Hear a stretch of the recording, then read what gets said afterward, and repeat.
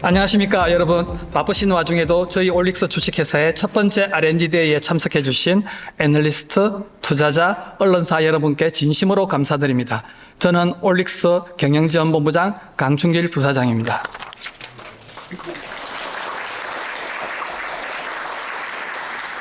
최근 저희 올릭스는 글로벌 초대형 제약회사와 기술 이전 계약을 성공적으로 이끌어내며 시장에 뜨거운 관심을 받고 있습니다. 이에 시장에서 보내주신 기대와 성원에 부응하고자 앞으로도 책임감을 가지고 더욱 활발히 소통할 것을 약속드리며 오늘 이 행사는 그 소통의 시작점입니다. 당사는 금일 R&D 데이를 통해 올릭스의 기술 경쟁력 외에도 주요 파이프라인에 대한 연구개발 현황과 사업개발, 재무 각 분야별 전략을 발표하고 글로벌 시장을 향한 당사의 비전과 의지를 함께 나누고자 합니다. 발표 중에는 원활한 진행을 위해 질문을 받지 않고 모든 발표가 끝난 후 Q&A 세션과 식사, 네트워킹 시간을 마련하였으니 발표를 경청하신 뒤 자유롭게 의견을 나누시고 네트워크를 넓히시는 기회로 활용해 주시기 바랍니다. 자, 그럼 지금부터 올릭스 이동기 대표이사의 당사 기반 기술 및 R&D 현황에 대한 소개를 시작으로 발표를 시작하겠습니다.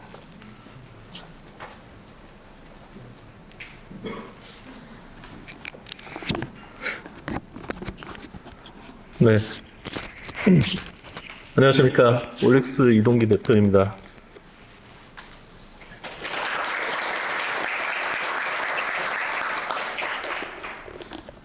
먼저 이 바쁘신 와중에도 이렇게 저희 R&D 데이에 많은 관심을 가지고 많은 분들께서 참석해 주셔서 먼저 감사의 말씀을 드립니다. 저희가 사실 여의도에서 기업 설명회를 이전에 여러 번 진행을 했었는데 대부분 제가 혼자 이제 말씀을 드리는 자리로 진행이 되었습니다. 근데 이번에는 저희 주요 임원들이 총 출동해서 저희의 기반 기술 그리고 파이프라인에 대한 좀 더 구체적인 소개를 드리고 그리고 BD 현황과 재무적인 어떤 앞으로의 방향성, 회사의 향후 발전 계획에 대해서 좀 구체적으로 말씀을 드리고 또 어려운 바쁘신데 이렇게 오신 여러분들께서 질문이나 궁금한 점이 있으시면 우리 각 분야의 가장 전문가인 임원들께서 직접 Q&A에 응대할 수 있는 그런 시간으로 마련을 했습니다.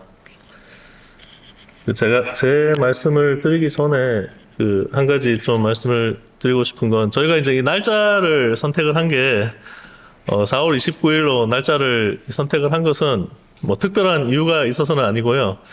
5월 1일부터 이제 황금 연휴가 있기 때문에 연휴 전에 하는 게 좋겠다고 해서 날짜를 선택을 했습니다. 날짜를 선택했는데 아마도 오늘 저희가 R&D 행사를 한다고 이제 공지를 하고 그리고 오늘 오신 분들께서도 많은 분들께서 혹시 오늘이 그날이 아닌가 저희 릴리 딜 이후에 이제 저희가 계속적으로 시장에 약속을 드렸던 피부 및 모바일 재생 관련 공동 연구가 도대체 어떻게 되고 있는 거냐라는 궁금증이 많으실 것 같은데 저희도 어제나 오늘 정도 딱 됐으면 제일 좋았을 텐데 저희가 안타깝게 그 일정은 맞추지를 이제 못했습니다만 제가 말씀드릴 수 있는 것은 어떠한 문제 없이 지금 마무리 작업이 잘 진행되고 있기 때문에 계속 조만간 빠른 시일 내에 임박한 이런 말씀 계속 드려서 정말 죄송한데 지금도 저희 스탠스는 변함이 없습니다. 그래서 그 부분은 먼저 말씀을 드리고 제 파트를 시작을 하도록 하겠습니다. 그래서 저는 저희 올릭스의 기반 기술과 R&D 현황에 대해서 굉장히 좀 하이 레벨에서 말씀을 드리고자 하고 그다음에 우리 연구소장님께서 이제 좀 더 구체적인 그리고 깊은 수준의 저희의 기술력과 파이프라인에 대해서 말씀을 드릴 예정입니다.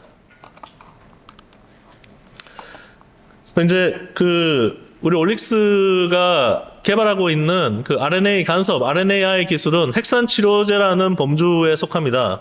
핵산 치료제라고 하는 개념을 간단하게 말씀을 드리면 유전 정보는 당연히 DNA에 이제 들어있고, 그 DNA에서 우리 이제 뭐 코비드를 거치면서 모든 국민들이 잘 알게 된 메신저 RNA, mRNA로 유전 정보가 이제 그 전사가 되고, 그리고 이 유전 mRNA에서 단백질이 만들어지게 됩니다. 근데 이 단백질이 뭐 문제가 생기거나 혹은 정상보다 너무 높은 수준으로 발현이 되는 경우에 질병이 유발되는 경우가 많습니다.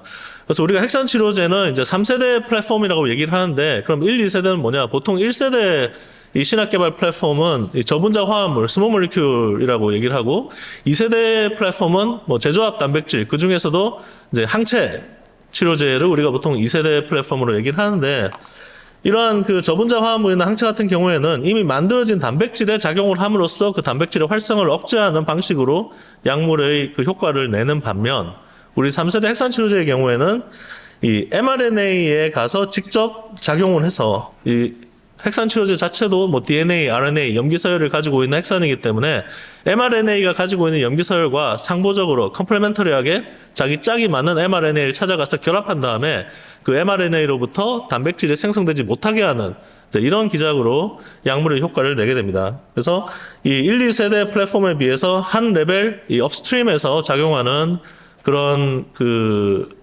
약물의 모달리티라고 이제 보실 수 있겠습니다. 그래서 이제 저희가 올릭스가 개발하고 있는 siRNA나 혹은 ASO와 같은 뭐 이런 그 핵산 치료제들이 있는데, 이제 우리가 그 최근에 이 지놈 에디팅, 그 유전자 교정에 대해서 굉장히 관심을 많이 가지고 있고 각광을 많이 받고 있는데, 이 지놈 에디팅과 이런 핵산 치료제의 차이점을 말씀을 드리면, 저희는 이 세포 내에 존재하는 DNA의 유전 정보는 전혀 건드리지 않습니다. 그러니까 유전 정보를 영구적으로 변형시키지 않고 이 DNA에서 이 일시적으로 만들어지는 mRNA에 작용하기 때문에 유전 정보를 이 변형시킴으로써 발생할 수 있는 어떤 포텐셜 부작용에 대한 이슈가 전혀 없다라는 그런 부분이 지놈 에디팅과 핵산 치료제의 제일 큰 차이점이라고 이해하시면 될 것 같습니다. 이러한 핵산 치료제가 최근 10년 내에 굉장히 각광을 많이 받고 있습니다. 사실은 히스토리는 굉장히 오래되었습니다만 최근 10년 내에 이 FDA 승인받은 핵산 치료제가 총 26개가 있는데, 지난 10년간 23종이 23종이 이제 승인을 받았고요. 그리고 그 중에서 이 RNA 간섭 치료제, 뭐 siRNA 같은 경우에는 ASO보다는 굉장히 그 좀 최근에 상대적으로 이제 이후에 개발된 기술입니다. 그래서 2018년에 siRNA 약물 최초로 엘나이람의 그 온페트로가 FDA 승인을 취득한 이후에 매년 뭐 평균 1개 정도의 siRNA 약물들이 이제 승인을 받아서 현재는 총 7종의 siRNA 치료제가 FDA 승인을 받은 상태입니다. 그리고 보시면은 현재 뭐 145개의 siRNA 약물이 임상에 진행 중일 정도로 굉장히 글로벌하게 많은 그 관심을 받고, 그리고 연구 개발이 활발하게 진행되고 있는 그런 기술이라고 보시면 될 것 같습니다. 그래서 이제 ASO와 siRNA의 차이점을 뭐 간단하게 말씀드리면, 그 siRNA는 두 가닥으로, 이게 작아서 좀 잘 안 보이실 것 같은데, 두 가닥으로 이루어져 있고 세포 내로 들어가서 이제 리스크라고 하는 세포 내에 존재하는 단백질과 결합을 해서 그 자기 염기서열과 상보적인 mRNA를 스캐닝을 해가면서 내가 짝이 맞는 mRNA를 만났을 경우에 그 mRNA를 절단을 하게 됩니다. 절단을 하면 당연히 단백질이 안 생기겠죠. 그런데 이게 한 번으로 끝나는 게 아니라 이 리스크와 결합한 siRNA는 이 과정을 계속 반복하게 됩니다. 우리가 이제 카탈리틱한 그 기작으로 이루어진다고 하는데, 그 반면 ASO 같은 경우에는 siRNA에 비해서는 상대적으로 이런 카탈리틱한 기작이 좀 떨어지는 편입니다.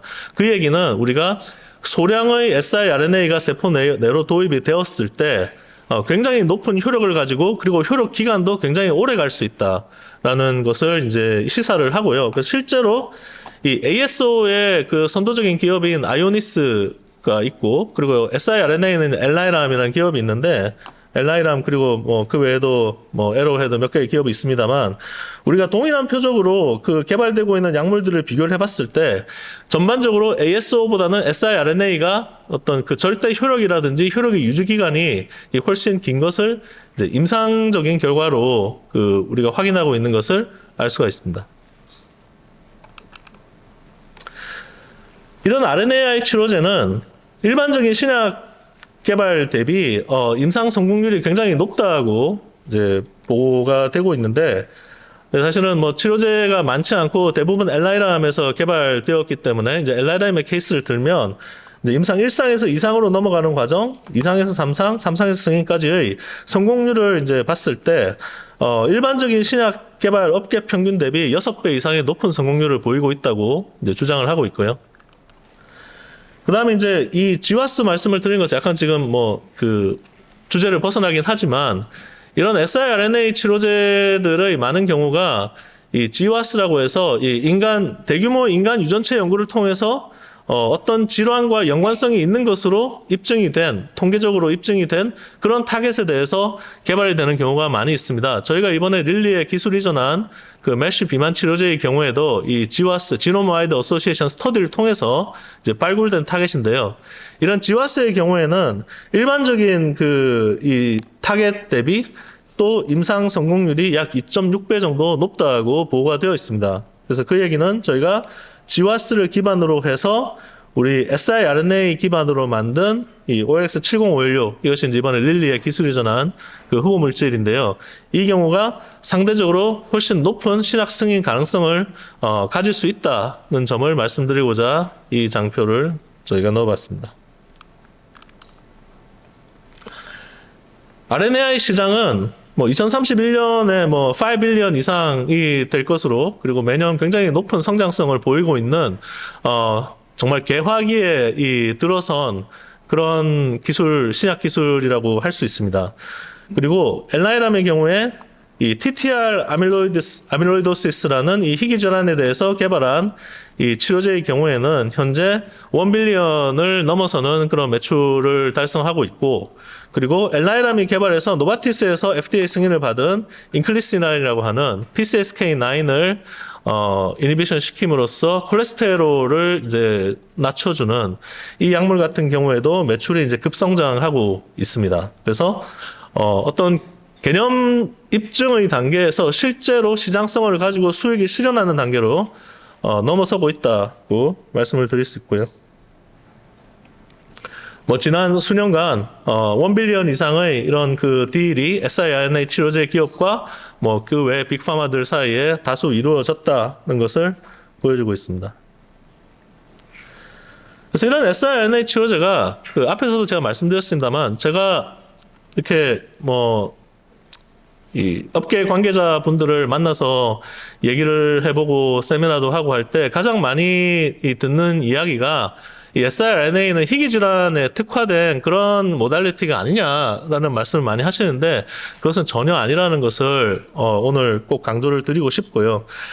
시작은 그 siRNA 치료제 개발의 시작은 이런 희귀 질환이라든지 이 orphan disease로부터 시작이 되었으나 그 이후에 아까 인클리스란 말씀을 드린 것처럼 이 소위 블록버스터 창출이 가능한 그런 그 시장으로 이제 넘어가고 있는 과정이고, 그럼 왜 그런 전략을 선택했느냐 저희가 유추를 해보면 결국은 siRNA라는 이 플랫폼 자체가 굉장히 새로운 모달리티이기 때문에 처음에는 빠르게 임상을 진행하고 그리고 이 상대적으로 이 효력이 있을 경우에 승인받기가 쉬운 그런 희귀 질환이나 그 올판 드럭 쪽으로 집중을 해서 먼저 약물의 승인을 받아서 이 기술을 입증을 한 다음에 점차적으로 시장을 확대해 나가는 이제 그러한 전략으로 이 siRNA 치료제 기술이 발전해 오고 있다라고 말씀을 드릴 수 있을 것 같습니다. 그래서 최근에 현재 개발이 진행 중인 이런 약물들은 뭐 MESH라든지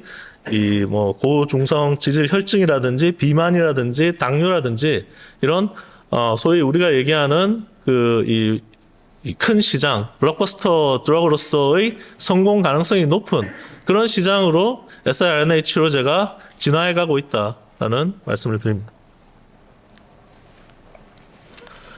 또한 이런 그 RNA 간섭, RNAi 플랫폼은 큰 범용성과 확장성을 가지고 있다고 이제 생각을 합니다. 왜냐하면 우리가 어떠한 그 예를 들어서 간을 표적으로 하는 siRNA 플랫폼이 완성이 됐다라고 하면 그 이제 왼쪽에 보시는 이런 이제 구조가 될 텐데, 그럼 우리가 표적 질환이 바뀌게 되면 그 표적 질환을 유발하는 유전자가 있겠죠. 그럼 그 유전자에서 만들어지는 mRNA에서 특정 염기 서열을 찾아낸 다음에 우리가 원래 가지고 있던 이 템플레이트, 이 틀에다가 염기 서열만 변경해주면 굉장히 빠르게 새로운 질환에 대한 siRNA 약물 후보 물질을 만들어낼 수 있다는 것입니다. 그래서 저희가 실제로 저희가 내부에서 많은 그 연구 개발을 해보면 히트 찾는 데 한 2개월, 그리고 선도 물질까지 한 6개월, 그리고 이제 후보 물질 도출, 이것은 소위 이제 GLP 톡스로 들어가는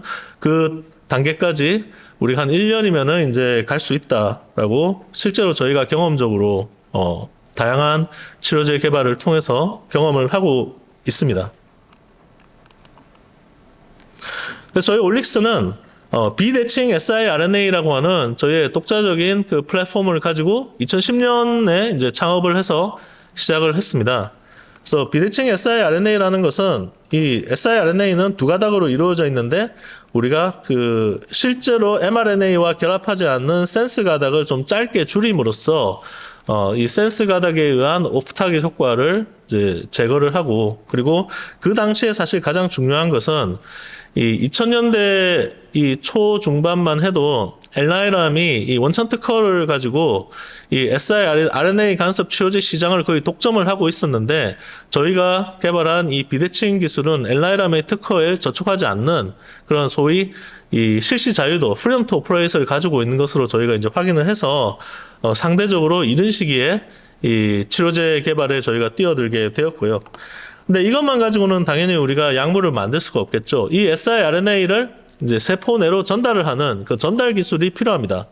그래서 올릭스는 두 가지 전달 기술을 확보를 했습니다. 첫 번째는 이 지질, 리피드를 붙여서 이제 국소 투여 혹은 간 외에 다른 장기를 이제 타겟할 수 있는 그런 리피드를 붙이는 기술. 그 다음에는 이 갈락이라고 하는 간 세포를 굉장히 특이적으로 공략할 수 있는 그런 타겟팅 모이어티를 붙인 갈락 기술. 이 두 개의 기술을 저희가 전달 기술을 확보를 해서 이 전달 기술들을 바탕으로 신약 개발을 진행하고 있습니다. 먼저 갈락 기술부터 소개를 드리면, 이 앞에 말씀드린 비대칭 siRNA, asiRNA에 이 갈락이라고 하는 N-아세틸 갈락토사민이라고 하는 그 탄수화물을 이제 붙여주게 되면, 이 갈락은 간세포의 표면에 있는 ASGPR이라고 하는 수용체와 굉장히 강하게 결합해서 세포 내로 들어간 다음에 이 siRNA가 이제 결국 간 세포 내에서 발현되는 유전자의 발현을 억제를 할 수가 있습니다. 그런데 이러한 갈락을 기반으로 한 간세포 전달은 굉장히 높은 효력과 그리고 약물 효력의 유지 효과를 보여주고 있습니다. 이 옆에서 보여드리는 이 엘나이람의 인크리스란의 임상 결과를 보시면 3개월간 한 번씩 투여를 한 다음에 그 다음부터는 6개월에 한 번씩만 투여를 하더라도 콜레스테롤, LDL 콜레스테롤의 저해가 맥시멈으로 유지되는 것을 볼 수 있습니다.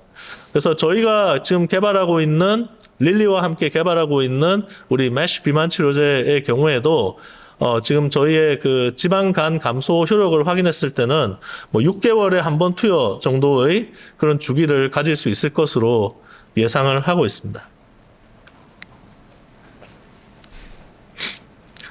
그래서 방금 말씀드린 것처럼 이런 갈락 기술이 저희 올릭스의 이 비대칭 siRNA에 이제 갈락을 붙여서 뭐 동물 모델에서도 전달이 잘 되고, 그리고 다양한 화학적 변형을 통해서 저희가 동일한 서열이지만 화학적 변형을 바꿈으로써 이 바닥에 보시는 이 화학적 변형을 도입했을 경우에는 굉장히 높은 효율과 효력 유지를 이제 저희가 이 최적화 작업을 완성했다는 말씀을 드리고요. 또한 저희가 이 갈락 기술을 바탕으로 최근에 굉장히 이거는 뭐 릴리 딜과도 연관이 돼 있어서 저희가 최근에 굉장히 노력하고 있는 이 플랫폼은 소위 이 by ASIRNA 플랫폼인데, 이 두 개의 siRNA 물질을 이 링커를 이용해서 붙인 다음에 이제 한 번에 이 환자에게 주사를 해주게 되면 이 두 개의 siRNA가 세포 내에 들어가서 두 개의 타겟을 동시에 억제할 수 있는 이런 기술을 저희가 이제 거의 완성을 했습니다.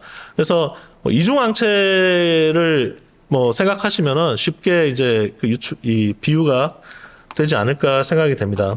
그래서 이러한 기술을 저희가 이제 뭐 저희도 그렇고 뭐 경쟁사들도 개발을 하고 있는데 하는 이유는 결국은 심혈관 대사성 질환은 하나의 타겟보다는 복수의 타겟을 동시에 억제함으로써 그 전반적인 그 치료 효과를 극대화하는 방향으로 앞으로 발전해 나갈 것이라고 보기 때문에 이제 이러한 플랫폼을 저희가 확립을 했고, 그리고 릴리와의 이 계약 조건에도 이런 그 siRNA의 경우에는 추가적인 협상을 할 수 있는 이제 그런 내용이 들어가 있습니다. 다음으로는 이제 지질을 붙여서 이 세포 내 전달 이슈를 극복한 국소투여 플랫폼에 대해서 말씀드리겠습니다. 이 갈락 같은 경우에는 우리가 굉장히 특이적으로 그 간세포를 타겟을 합니다. 근데 원천적으로 사실은 이 siRNA라고 하는 물질은 세포막을 잘 투과하지 못합니다. 왜냐하면은 이 RNA를 구성하고 있는 백본이 음전하를 띠고 있기 때문인데요. 이 세포막은 이 지질로 이루어져 있기 때문에 이제 기름 방울을 생각하시면 되겠죠. 그래서 차지를 띠고 있는 물질이 기름 방울을 통과하는 것은 굉장히 어렵습니다. 그래서 이것을 전달력을 향상시키기 위해서 저희가 이 또 다른 지질, 이 리피드를 붙여서 세포막을 쉽게 통과할 수 있게 이제 이렇게 이 전달 기술을 개발을 했고, 이러한 그 지질을 이용한 전달 기술은 우리가 이 현재까지는 국소투여 플랫폼에 사용을 하고 있습니다. 그래서 바로 환부에 찔러서 이제 그 주위의 세포에 들어가서 효력을 낼 수 있는, 그래서 피부라든지 안과라든지 그리고 뭐 CNS 같은 뭐 이러한 쪽으로 저희가 이제 개발을 하고 있습니다. 그래서 저희 내부 결과를 잠시 말씀을 드리면, 이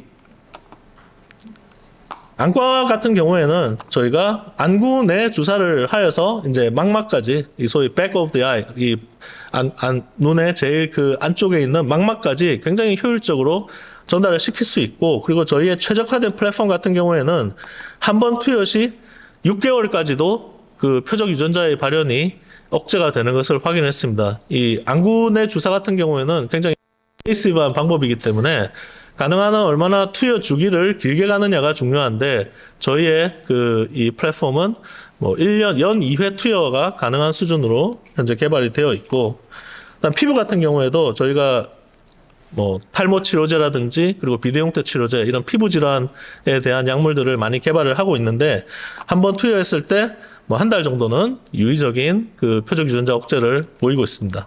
그리고 이 CNS의 경우에는 이제 척수강 주사를 할 경우에는 굳이 BBB, Blood Brain Barrier를 투과하지 않고도 바로 이제 뇌까지 전달이 되어서 이 뇌 조직의 유전자를 억제를 할 수가 있는데, 저희도 이러한 그 CNS 타겟팅하는 그 특화된 전달 이 기술을 확보를 해서 한 번 투여 시 역시 6개월까지도 다양한 그 뇌 조직의 표적 유전자가 억제되는 것을 검증을 한 바 있습니다.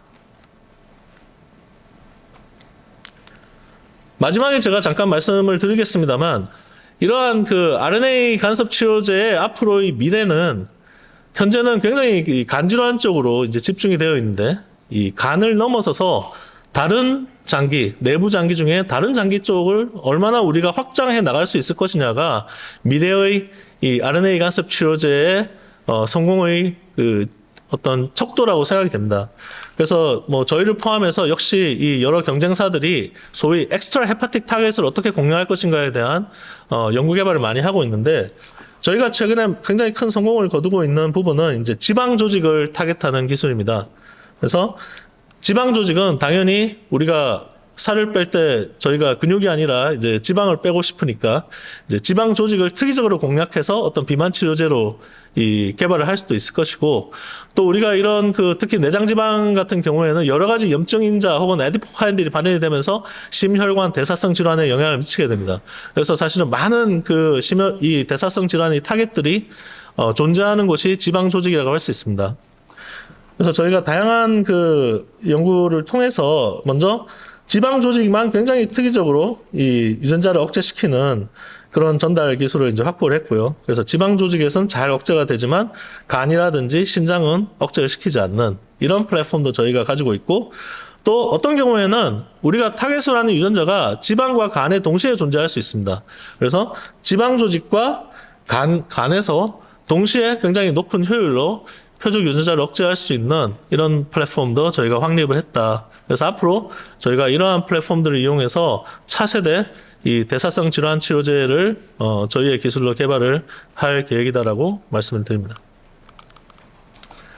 네, 이러한 저희의 전반적인 이 플랫폼 기술에 대해서 개략적으로 설명을 드렸고, 그리고 저희가 이런 플랫폼을 바탕으로 다양한 파이프라인들을 현재 연구 개발하고 있습니다. 그래서 간 쪽으로 굉장히 많은 파이프라인들이 있습니다. 이것은 현재 이 RNAi 치료제 어떤 분야에 가장 각광받고 있는 그런 분야라고 생각돼서 저희 올릭스도 간질환 치료제 쪽으로 개발을 많이 하고 있습니다만, 저희가 좀 더 특화된 부분은 이제 뭐 피부라든지 그리고 안과 이런 부분은 다른 경쟁사에 비해서 올릭스가 좀 더 특화된 부분이라고 생각이 되고요. 그 외에도 아까 말씀드린 뭐 지방 조직 타겟이라든지 그리고 CNS 타겟팅 쪽도 이제 저희가 연구 개발을 진행하고 있다. 이 정도로 말씀을 드리겠습니다.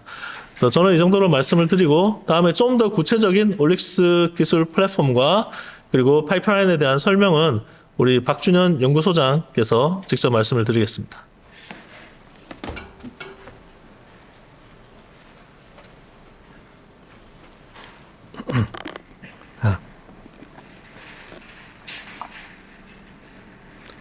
네, 안녕하십니까. 올릭스에서 연구소장을 맡고 있는 박준현이라고 합니다.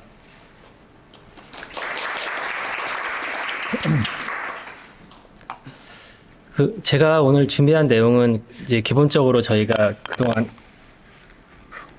시장에서 많이 공유하지 못했던 내용일 것 같습니다. 약간 이제 IR0나 뭐 그동안의 발표에서 언급이 많이 안 되었던 부분들인데요. 약간 디테일한 저희 뭐 기술력에 대한 부분이나 그리고 저희 파이프라인에 대해서 어떤 부분이 중요하고 어떤 부분이 강점인지 등에 대해서 설명을 드리도록 하겠습니다. 저희 갈락 플랫폼 대해서 말씀드리도록 하겠습니다. 저희가 사실은 이제 최근에 이제 릴리의 기술 이전한 프로그램이 갈락 기반인데, 사실 저희 갈락 플랫폼이 대외적으로 뭐 얼라일람이나 어떤 경쟁사 대비해서 어느 정도 수준인지 궁금하실 것 같은데요. 사실 저희가 이제 국소 투여 플랫폼에 집중을 하다 보니까 갈락을 시작을 한 거는 사실 좀 다른 경쟁사 대비해서는 늦게 시작을 했습니다. 그래서 이제 그럼에도 불구하고 저희가 이제 가지고 있는 기술력은 경쟁사 대비해서 결코 부족하지 않다고 말씀을 드리겠는데요. 처음에 시작을 할 땐 저희가 이제 좀 빠르게 시작하기 위해서 이제 갈락 자체는 특허가 안 되는데, 갈락하고 siRNA 연결하는 링커는 IP 확보가 중요하고요. 그래서 저희가 일단 빠르게 시작하기 위해서 AM 케미칼이라는 데서 갈락 링커를 확보를 했고요. 그리고 이제 경쟁사 플랫폼을 벤치마킹을 해서 이제 얼라일람이 이제 자기들 플랫폼 발전시킨 그런 과정을 보면 뭐 STC부터 시작을 해서 ESC, 뭐 ESC 플러스 이렇게 쭉 단계적으로 디벨롭 했는데, 저희는 사실은 이제 얼라일람에 해놓은 거를 바탕으로 좀 빠르게 이제 벤치마킹을 했기 때문에 초창기 버전부터 얼라일람의 ESC 버전으로 셋업을 했다라고 보시면 될 것 같고요. 그래서 이제 사실 이 정도 플랫폼으로도 이제 현재 지금 승인받은 뭐 기보시란이라든지 인크리시란 등의 약물들이 나와 있고 이제 충분히 좋은 효력인데, 이제 그 이후에 뭐 얼라일람도 그렇지만 저희도 저희 구조에 최적화된, 그리고 뭐 여러 가지 저희만의 노하우를 이제 도입을 해서 추가적으로 최적화를 했고요. 그래서 지금 저희가 보고 있는 거는 세컨 제너레이션이라고 생각을 하고 있고요. 이제 이 플랫폼을 기반으로 릴리의 기술 이전을 한 것이고, 뭐 702A 프로그램도 이제 이 플랫폼에 적용이 되었다고 보시면 될 것 같습니다. 저희가 뭐 실제로 이제 저희가 개발하면서 이거를 그 경쟁사 물질하고 비교를 많이 해봤는데요. 뭐 이제 다이서나에서 이제 그 플랫폼을 개발해서 이게 이제 노보 노디스크로 이전이 됐기 때문에 뭐 다이서나 플랫폼이나 뭐 에로헤드, 얼라일람 뭐 여러 타겟에 대해서 저희가 뭐 이제 원숭이에서 직접 헤드투헤드로 비교를 하기도 하고 또는 저희 데이터를 이제 그 퍼블리시된 데이터랑 비교를 하기도 해서 여러 가지 방법으로 비교를 했을 때 최소 동등 이상의 효력을 확인하는 것으로 그 이해를 하고 있고요. 그리고 이제 702 프로그램 같은 경우에 뒤에서 말씀드리겠지만 이제 노보노디스크 경쟁 물질에 비해서 4번 투여한 거랑 저희 2번 투여한 거랑 원숭이에서 효력이 비슷하게 나오는 것을 확인하고 있습니다. 그리고 뭐 어떤 타겟에 대해서는 얼라일람하고 비교를 했을 때도 저희 물질이 우수하게 나오는 경우도 있습니다. 그래서 저희도 좀 뒤늦게 따라가는 타겟 같은 경우에는 그 베스트 인 클래스 전략으로 가야 되기 때문에 저희 자체적인 스크리닝과 노하우를 통해서 가장 좋은 물질을 발굴하는 것을 목표로 하고 있습니다. 이거는 이제 702A 예시로 저희가 조금 설명을 드리겠는데요. 뭐 일단은 이제 굉장히 옵타겟 부분이 중요하기 때문에 저희가 RNA-식을 바탕으로 해서 그 인간 세포에서 이제 특이적으로 유전자를 조절하는지를 검증했던 부분이고요. 대부분의 유전자가 변하지 않고 이제 타겟 유전자 위주로 조절이 되는 것을 RNA-식으로 확인을 할 수가 있고, 또 원숭이에서 효력 기간이 3개월 이상 유지가 되는 걸 확인했고, 보통 간락이 이제 그 ASGPR이나 뭐 그 ASGPR의 어떤 그 친화력이나 이런 부분들이 사람에서 좋기 때문에 보통은 이제 생쥐에서 원숭이, 그 다음에 사람으로 갈수록 효력 기간이 늘어나게 됩니다.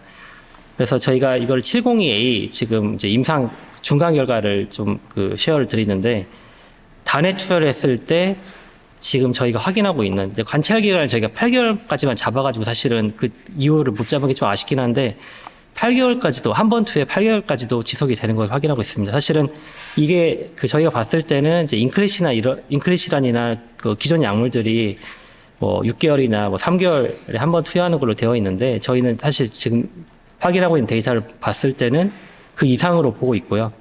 그리고 사실 이제 관찰 기간이 더 길었다고 한다면 제가 봤을 때는 한 1년까지도 충분히 가능한 것으로 생각이 됩니다. 그리고 간 지방이 감소된 수치를 봤을 때도 지금 평균적으로 뭐 70% 이상 확인이 되고 있는데 이 정도면 업계에서 가장 그 탑 클래스 정도 수준이거든요. 그래서 단에 투여했을 때 이 정도 유지가 길게 된다는 거는 사실은 뭐 뒤에서 말씀드리겠지만 메시 시장에서는 거의 게임 체인저 수준이라고 보셔도 될 것 같습니다.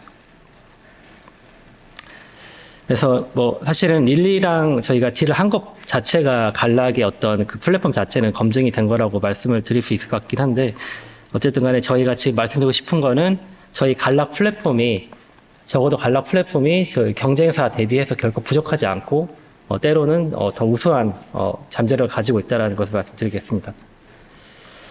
네, 다음으로 702A 프로그램에 대해서 설명드리겠습니다. 일단 이제 이게 주요 적응증이 그 메쉬고요. 그리고 사실 이제 메쉬가 이제 기존 치료제, 그러니까 최근에 이제 레스메트롬이 승인을 받긴 했지만 보시면 이제 사실 이 효력을 보는 환자군이 생각보다 높지 않습니다. 뭐 70에서 80%는 사실 이 약물로 치료가 안 된다고 보시면 될 것 같고요.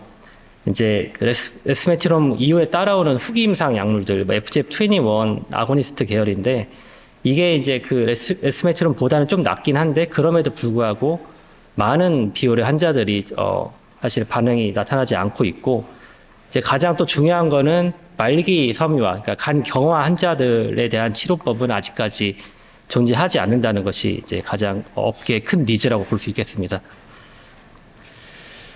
저희가 지금 702A의 어떤 TPP를 봤을 때는 이제 메쉬, 그리고 또 간 섬유화를 동반한 메쉬, 그리고 GLP-1과 병용했을 때 비만을 적응증을 잡고 있고요.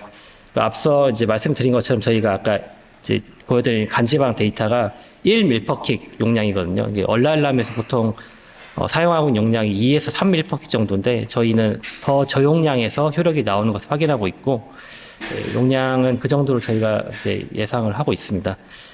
그래서 저희는 메쉬랑 간 섬유화를 동시에 개선하는 것이 저희 목표 효능이라고 생각을 하고 있고요. 그래서 이 타겟을 어떻게 선정했는지 좀 궁금하실 것 같은데, 사실 이제 저희가 이 타겟 관련해서는 좀 가장 선두 주자로 시작을 한 게 사실입니다. 그래서 이 논문이 이제 2020년에 출간이 됐고, 저희가 21년도부터 이 일을 시작을 했는데요. 이제 이 지와스 논문에서 이제 수많은 간 경화 환자들을 대상으로 지와스 분석을 했을 때 이 마크 1이라는 유전자가 이제 가장 높은 히트로 잡혔거든요. 그래서 이 마크 1이라는 유전자가 뭐 이제 여러 가지 변이가 있는데 단백질 레벨이 줄어들었거나 아니면 아예 발현이 되지 않는 그런 환자군에서 봤을 때 이 간 질환의 간 경화의 위험도가 굉장히 줄어드는 것으로 확인되었습니다. 간 경화뿐만이 아니라 뭐 콜레스테롤 수치라든지 뭐 간 지방, 간 수치 이런 부분들이 전반적으로 개선이 되었고요. 특히 이제 아예 단백질을 발현하지 못하는 환자군 같은 경우에는 간 경화 환자가 하나도 발생하지 않은 것을 보고를 했습니다. 그리고 실제로 저희가 이제 이거 바탕으로 저희가 물질을 발굴해서 동물 모델에서 테스트를 해봤을 때도 이 마크 1이라는 유전자가 줄어들었을 때 이 간 섬유화가 줄어든 정도가 굉장히 민감하게 비례해서 줄어드는 것을 확인했습니다. 또 다른 중요한 보고는 사실은 이제 결국에는 사망률이 줄어드는 게 중요한데 이 간 질환에서 사망률이 줄어든다는 얘기가 이제 어떤 의미냐면 사실 거의 대부분이 간암이나 간 경화로 사망을 하게 되거든요. 근데 사실 지와스에서 메시 타겟으로 사망률이 줄어들었다고 나온 타겟은 이게 유일합니다. 뒤에서 뭐 HSD나 다른 걸 말씀드리긴 하겠지만 뭐 이제 간질환 위험이 줄어든 거는 보고가 됐지만 사망률 자체가 줄어든 거는 이 타겟이 유일하고요. 그래서 UK 바이오뱅크에서 이런 간질환이 있는 사람들을 뭐 10년이 넘게 장기 추적을 해봤더니 이 마크1의 변이가 있는 사람들이 사망률이 최대 40%까지 줄어들더라. 그러니까 그 말은 즉 앞에서 얘기한 것처럼 간 섬유화가 줄어들었기 때문에 사망률이 줄어들 것이다라고 연결이 될 수가 있습니다. 그래서 이제 이런 결과를 바탕으로 지금 현재 치료제가 없는 간 경화 수준의 환자들에게 적용이 가능한 어떤 타겟이라고 보시면 될 것 같습니다. 저희가 이제 이런 지와스 데이터 바탕으로 저희 자체적으로 이제 후물질 발굴해서 여러 가지 시험들을 해봤을 때 거의 완벽하게 뭐 마우스 시험이든 원숭이 시험이든 메쉬나 섬유화 쪽에 결과들이 굉장히 우수하게 나왔고요. 또 가장 이제 저희가 좀 내부적으로도 굉장히 놀랐던 거는 사실 이제 섬유화가 일어나는 게 이 갈락은 간의 헤파토사이트를 타겟하지 않습니까? 근데 실질적으로 섬유화가 일어나는 거는 헤파토사이트가 아니라 간의 흉터를 만드는 스텔레이트 셀에서 발생을 하게 되는데 어떻게 이제 헤파토사이트의 마커원이 줄어들었을 때 다른 세포까지 영향을 주느냐 그런 부분이 좀 궁금했는데 저희가 마우스에서 섬유화를 유도를 하고 저희 물질을 투여를 하고 나서 이 RNA-식을 보니까 이 간에 어떤 흉터를 만드는 그런 세포에 있는 메쉬랑 섬유와 관련된 유전자들이 거의 전반적으로 다 줄어드는 걸 확인했습니다. 그래서 저희가 보기에는 거의 이 정도면 이제 간 세포를 리모델링한 수준으로 줄어든 것을 확인했고요. 그만큼 메쉬나 섬유와 관련해서는 이 유전자가 미치는 영향이 굉장히 크다고 보시면 될 것 같습니다. 그리고 저희가 또 추가적으로 확인한 것은 이제 이 물질을 투여했을 때 체중이 줄어드는 현상을 확인을 했는데요. 이제 에너지 대사가 증가를 하고 또 저희가 이제 비만 원숭이에서 시험을 해봤을 때 이제 콤비로 했을 때 세마글루타이드 단독으로 한 거랑 비교했을 때 체중이 더 줄어들고 또 이 체중이 줄어드는 정도가 줄어드는 이제 내용 자체가 근육이 아니라 대부분 체지방이 더 줄어드는 것을 확인했고 체지방 중에서도 이제 피하지방하고 내장지방이 있는데 뭐 피하지방은 사실은 건강에 그렇게 해가 되지 않는데 내장지방이 대사질환의 이제 위험 지표가 됩니다. 그래서 저희가 복부 둘레를 측정해 봤을 때 이제 복부 둘레가 얘기하는 거는 내장지방에 대한 지표가 되는 것이고 세마글루타이드 단독을 한 것 비해서 저희 SRN이랑 병용했을 때 내장지방이 더 효과적으로 감소가 되는 것을 확인했습니다. 그래서 이 데이터가 이제 릴리랑 딜을 할 때 굉장히 중요한 데이터가 되었고요. 저희 그 기전적으로 좀 말씀을 드리면 뭐 사실 이 타겟 자체가 이게 기전이 아주 명확하지는 않은데 저희가 적어도 저희 내부적인 실험하고 이제 굉장히 많은 빅파마에서 이 타겟 가지고 논문들을 냈거든요. 그래서 그런 연구 결과들 종합했을 때 지금 현재 메시 치료제 승인된 메시 치료제랑 후기 임상 단계에 있는 메시 치료제랑 비교했을 때 어떤 부분이 좀 다른가에 대해서 말씀을 드리면 사실 이제 그 뭐 레스메티롬이나 뭐 FGF21 아고니스트 같은 경우에는 어떤 우리 몸의 호르몬을 촉진을 시키는 기반이라고 보시면 됩니다. 뭐 THR 베타 같은 경우에는 간의 지방을 더 많이 태우게 하는 것이고요. 그리고 이제 FGF21 같은 경우에는 뭐 지질 대사를 촉진시킨다든지 염증을 억제한다든지 그렇게 작용을 하게 되는데 결국에는 이제 간의 지방이 타게 되고 그러다 보니까 염증이 줄어들고 그러다 보니까 섬유화도 좀 줄어들고 이렇게 어떻게 보면 세컨더리 이펙트로 이제 그런 현상들이 나오는데 조금 더 직접적인 효과를 주는 건 부족하죠. 아무래도 간 지방이 줄어든다고 해서 뭐 이게 염증하고 섬유화로 다 이어지는 건 아니기 때문에 저희는 이제 그런 기전하고 조금 다르게 미토콘드리아, 이게 간에서 에너지를 만드는 미토콘드리아 자체를 활성화를 시키는 기전입니다. 그래서 어떻게 보면 비유를 하자면 자동차의 엔진을 교체를 하는 그런 것을 보시면 될 것 같고 그러니까 조금 더 근본적인 접근이라고 보시면 될 것 같습니다. 그리고 네, 다른 한 가지는 지와스 데이터에서 봤을 때 이게 이제 간에서 이제 지방이 저장이 되거나 또는 이제 여기 보시면 이 그림에서 그 포스폴리피드라고 되어 있는데 이게 인지질을 만들게 되는데 이 마크원이 결실이 되게 되면 이 인지질 합성이 증가를 하게 됩니다. 그 말이 뭐냐면 이 간에서 이제 어떤 독성 지방을 배출할 때 이 VLDL이라는 입자를 통해서 배출하게 되는데 이거를 만드는 거가 인지젤이거든요. 그래서 인지젤이 늘어나게 되면 VLDL을 통한 그 지질 배출이 더 원활하게 된다는 의미가 되는 것이고 그래서 어떤 독성 지질이 발생했을 때 이걸 중화시켜서 배출되는 그 기전이 훨씬 더 활성화가 됩니다. 그래서 그런 걸 통해서 염증이 줄어들고 섬유화가 줄어드는 조금 더 직접적인 기전이라고 보시면 될 것 같습니다. 그리고 가장 중요한 차이는 다른 클래스 약물들은 매일 먹거나 일주일에 한 번 그 피하 주사를 맞아야 되는데 저희는 최소 6개월에 한 번 투여이기 때문에 사실은 저희가 봤을 때는 이게 후발주자로 나오더라도 시장의 점유율가 상당히 높을 것이라고 생각을 하고 있습니다. 또 더욱이 릴리가 이제 개발하고 또 적응증을 다양하게 가져가게 되면 시장에서 가져갈 수 있는 비율이 굉장히 크지 않을까 그렇게 기대를 하고 있습니다.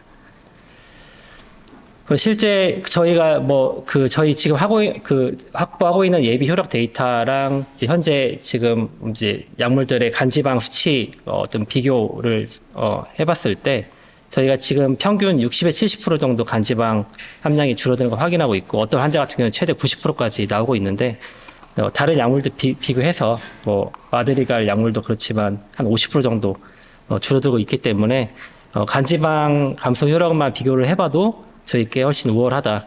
거기다가 그전 치료제들이 타겟하지 못하는 간 섬유화 또 간 경화까지 타겟이 가능하다는 걸 고려했을 때 메시 시장에서 저희가 이제 기다릴 수 있는 부분이 굉장히 크다고 보시면 될 것 같습니다. 그리고 사실 지와스 타겟으로 이제 또 유명한 게 HSD랑 이제 PMP3 이게 두 가지가 있고 또 마크온까지 총 세 가지라고 보시면 될 것 같은데 사실 얼랄람이나 에로에드도 이제 마크온 포함해서 이 타겟들에 관심이 다 있었거든요.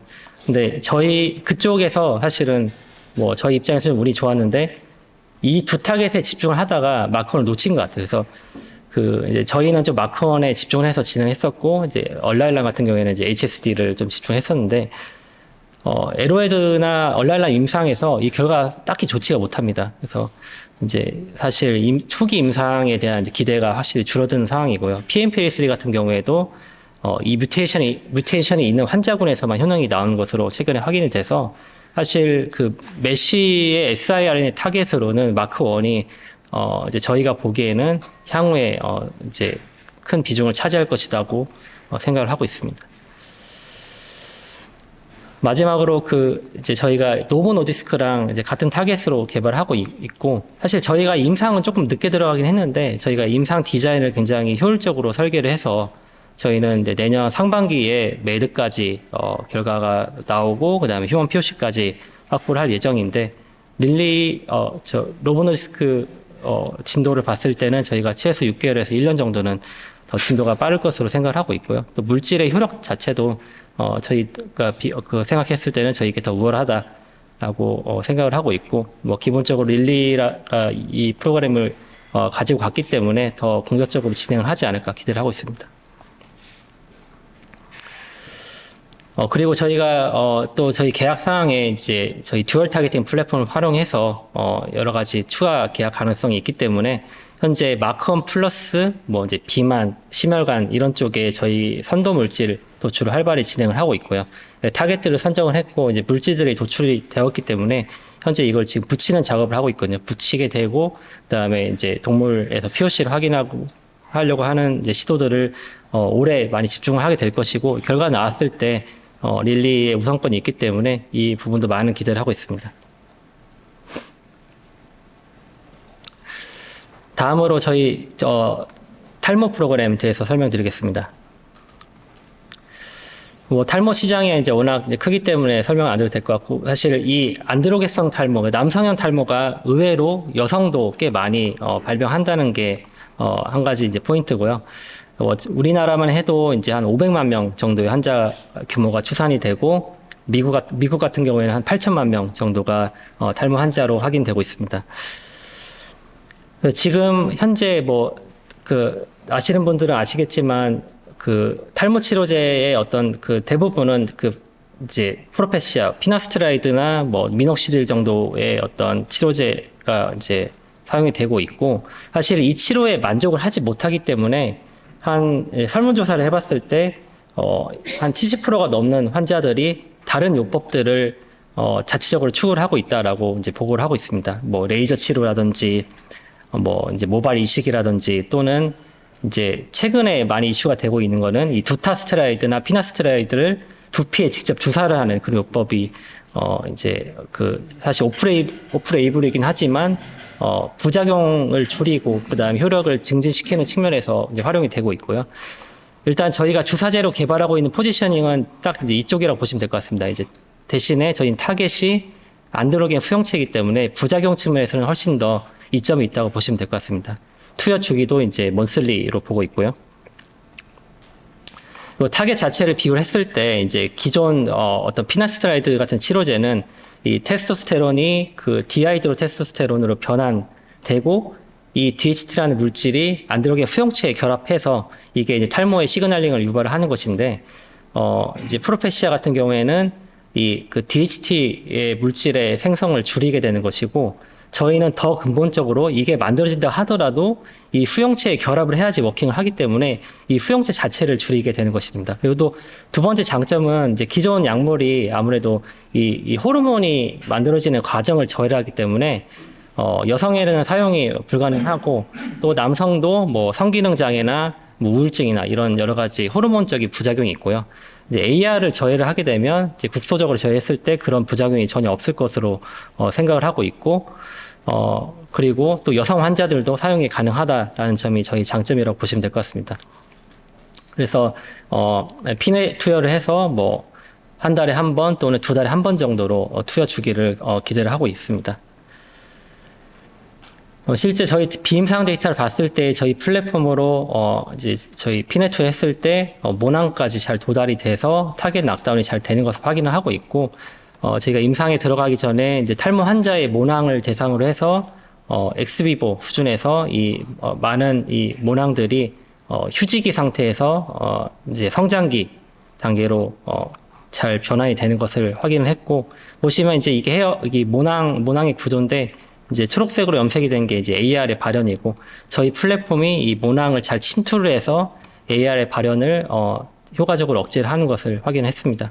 그리고 발모 효과 같은 경우에도 저희가 이제 탈모 모델에서 확인했을 때, 저희 피네투 했을 때, 또는 이제 바르는 제형으로 매일 발랐을 때 둘 다 이렇게 바르는 발모 효과가 잘 나오는 것을 확인했습니다. 저희가 이제 올해 초에 원회 이상 결과를 잘 확보를 했고, 이제 안전성에 대한 어떤 이슈 없이 잘 마무리가 됐고요. 이제 앞으로 향후 계획은 저희가 이제 최근에 호주 IND 1B2A 신청을 했고, 하반기에 승인을 받고 내년도에 환자를 주로 많이 투여를 할 것 같고요. 아마 내후년 상반기에는 이제 주요 탑라인 POC 데이터가 나오지 않을까 기대를 하고 있습니다.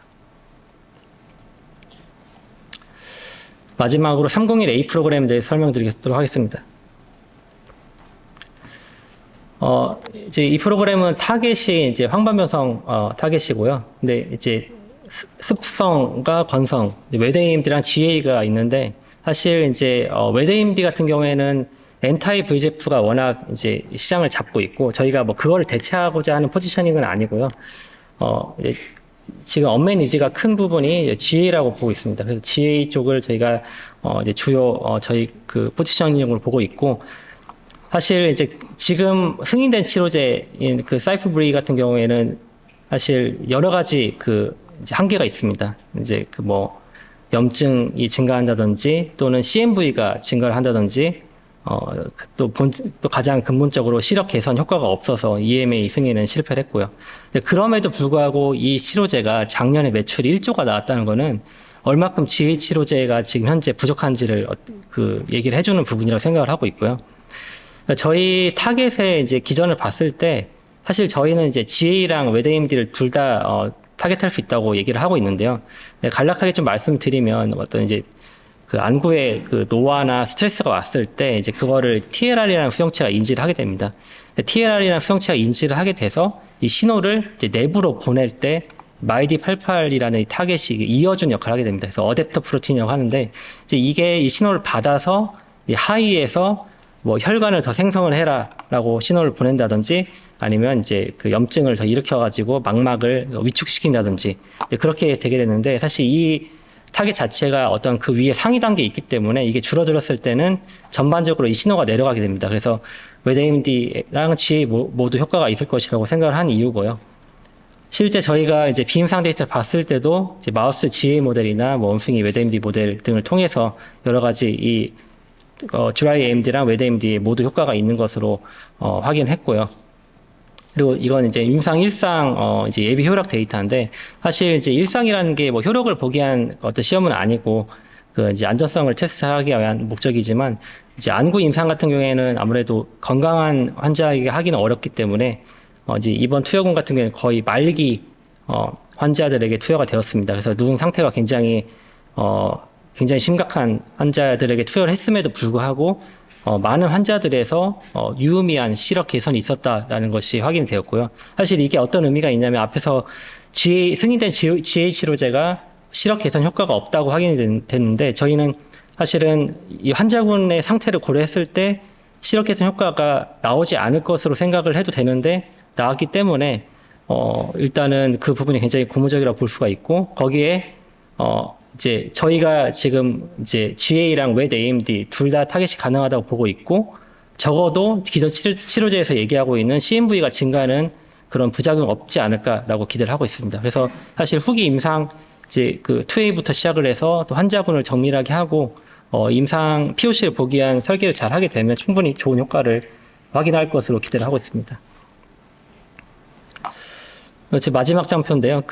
이제 저희가 최근에, 시도를 좀 하고 있는 거는, 이 MYD88이라는 타겟이 기존 문헌에 보면, MYD88이 결실된 마우스를 봤을 때, 이 안구 그 겉에 각막에 있는 그 손상이 억제가 되는 것을 확인했습니다. 그래서 이제 이게 이제 안구 건조증 모델에서, MYD88이 없는 경우에 이런, 손상이 보호가 된다는 기존 보고가 있고요. 저희가 실제로 이걸 한번 테스트를 해보고자 이제 안구 건조증 모델을 확립을 해서 저희 물질을 점안을 했을 때 이 그래프 보시면 이제 각막이 이제 손상이 되게 되는데 이 비율이 한 50% 이상 줄어드는 것을 확인했습니다. 그리고 염증 수치가 이제 드라마틱하게 줄어드는 걸 확인했고요. 그래서 저희가 사실은 이게 안군에 투여해서 어떤 세이프티를 이미 확인했기 때문에 이제 이 안구 적응증을 가지고 임상을 진행하는 거는 저희 가지고 있는 비임상 데이터도 있고 하기 때문에 빠르게 임상에 진입할 수 있지 않을까 기대를 하고 있습니다. 네. 제가 준비한 내용은 여기까지고요. 이제 궁금하신 부분은 이따가 QA 시간에 더 이제 설명드릴 수 있을 것 같고 다음으로 저희 BD를 담당하고 계신 켈리 킴 이사가 BD 방향성과 주요 딜의 의미에 대해서 설명드리도록 하겠습니다.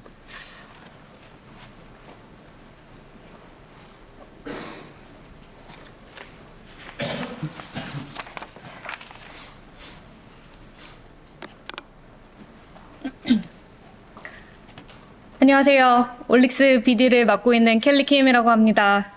이렇게 공식적으로 앞에 나와서 인사를 드리는 건 처음인데 만나서 굉장히 반갑습니다. 오늘 많은 분들이 함께 해주시고 계시는데 여기 계신 분들 중에서는 물론 저희 siRNA나 저희 회사에 대해 익숙하신 분들도 많이 계시겠지만 처음 들으시는 분들도 계실 것 같아요.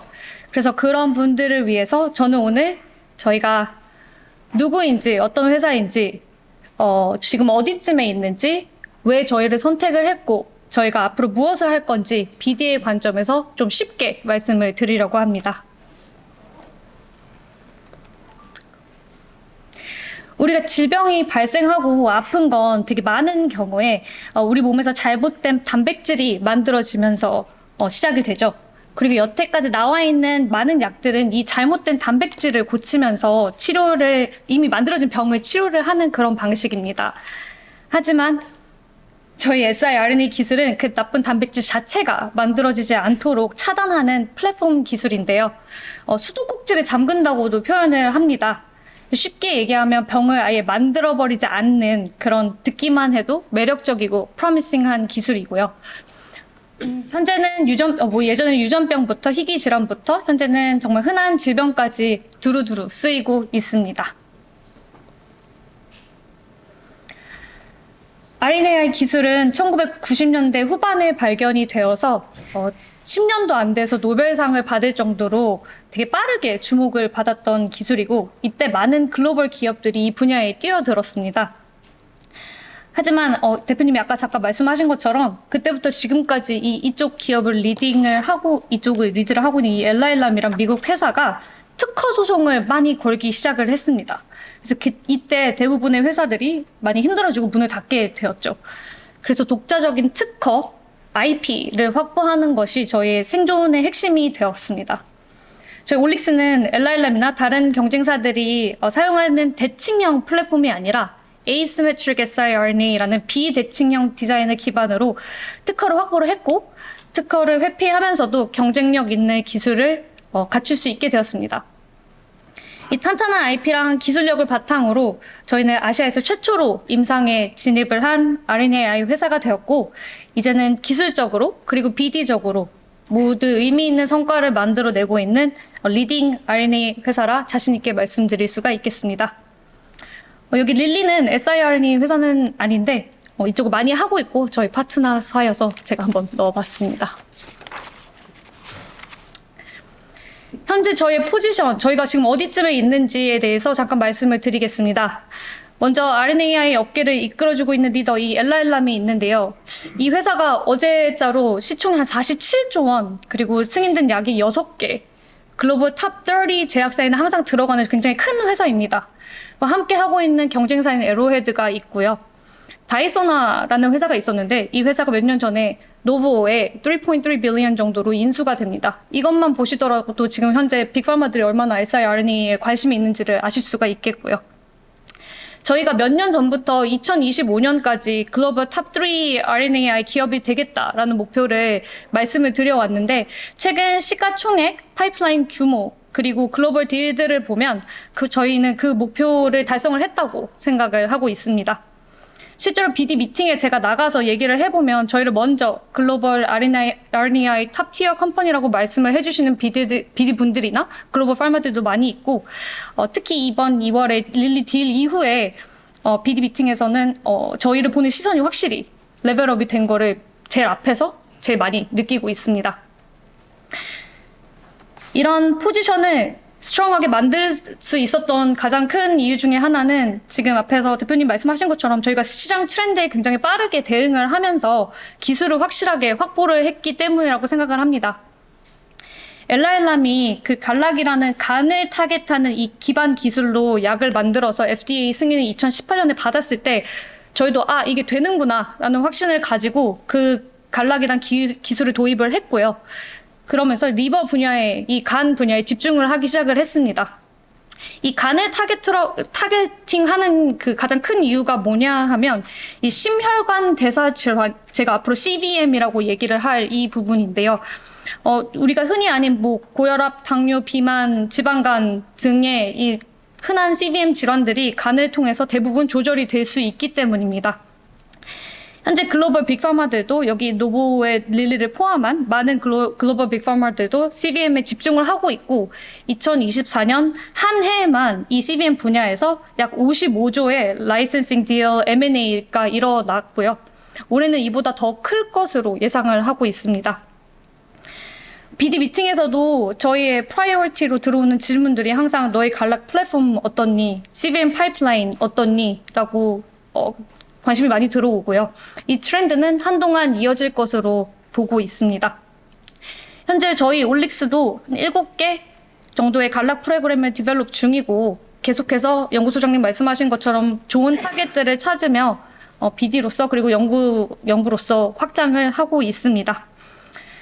간락 이후의 방향도 대표님 말씀처럼 굉장히 액티브하게 진행 중인데 자세한 BD로서의 익스펜션은 다음 R&D 데이에서 말씀을 드릴 수 있을 것 같습니다. 그래서 이런 기술력 위에 지난 몇 년간 저희는 정말 다양한 라이센싱 딜을 이어왔습니다. 모든 딜이 물론 다 중요하지만 그중에서 특히 의미 있는 그리고 의미가 곧 있을 이 두 가지 딜에 대해서 조금 말씀을 드리려고 합니다. 저희가 두 가지 메인 플랫폼이 있습니다. 하나는 계속 말씀드린 이 간 타겟팅 플랫폼이 있고요. CP, 이거는 간 외 다른 조직에 가는 스킨, 아이를 에리포사이트를 타겟팅하는 이 플랫폼 두 가지가 있는데요. 지금 릴리는 방금까지 말씀드린 이 간락 기반의 간을 타겟하는 이 플랫폼을 가지고 간 거고, 두 번째 이 upcoming science collaboration은 저희의 그 다른 기술인 CP 플랫폼을 보면서 콜라보레이션을 진행할 예정이기 때문에 저희 올릭스의 메인 두 개, 양대 기반 기술이 모두 글로벌 리딩 기업의 선택을 받고 있다라는 점에서 저는 회사의 잠재력과 글로벌 경쟁력을 인정을 받고 있다고 봅니다. 먼저 릴리 딜에 대해서 좀 자세하게 말씀을 드리겠습니다. 저희의 702A MASH/Obesity 프로그램인 이 프로그램에 대해서 지난 2월 체결이 되었고요.